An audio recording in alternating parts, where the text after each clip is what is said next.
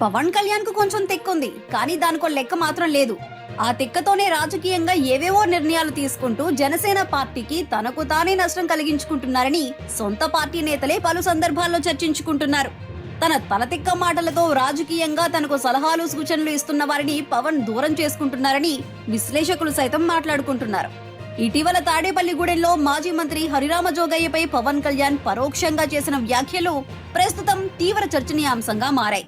తనకు తరచూ లేఖలు రాస్తున్న హరిరామ జోగయ్యపై పవన్ తీవ్ర అసహనం వ్యక్తం చేశారు. నాకు మీరు సలహాలు ఇవ్వొద్దు, నాకు ఏమి చేయాలో బాగా తెలుసు.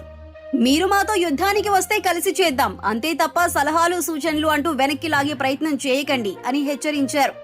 ఆయన పేరు పెట్టి పవన్ ఈ హెచ్చరికలు చేయకపోయినా ఈ వ్యాఖ్యలు హరిరామ జోగయ్యను ఉద్దేశించి చేసినవేనని అందరికీ అర్థమైంది. ఈ నేపథ్యంలో పవన్ కళ్యాణ్ వ్యాఖ్యలపై హరిరామ జోగయ్య తాజాగా స్పందించారు. తెలుగుదేశం జనసేనల బాగు కోరి నేనిచ్చే సలహాలు అధినేతలిద్దరికీ నచ్చట్లేదు, అది వారి కర్మ, ఇక నేను చేయగలిగింది ఏమీ లేదు అంటూ ఒక లేఖను విడుదల చేశారు.